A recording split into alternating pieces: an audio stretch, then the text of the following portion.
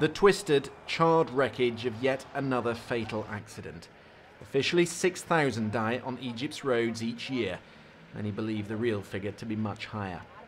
This was amateur footage of an accident just this past weekend, in which 16 people were killed, 4 of them children, as a minibus collided with a truck.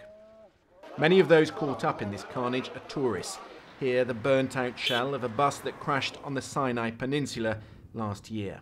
9 tourists lost their lives. There is wide consensus within Egypt that despite new laws to tackle dangerous driving, more needs to be done. It's all too common to see cars like this one driving the wrong way down a one-way street.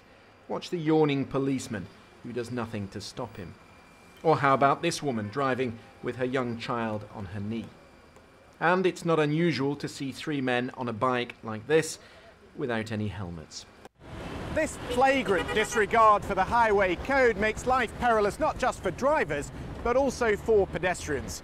You could never, for example, safely assume that cars would stop on a pedestrian crossing. In this country, you step off the curb at your own peril.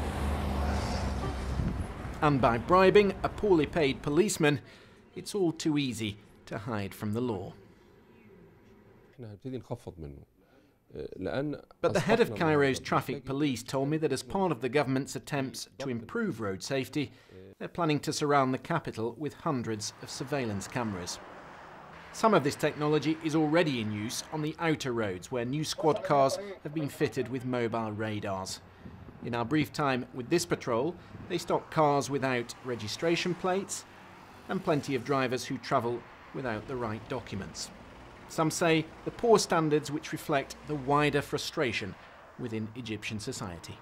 Egyptian people are all the time under tension, and this may create a problem in all aspects of their life. One of these aspects is driving.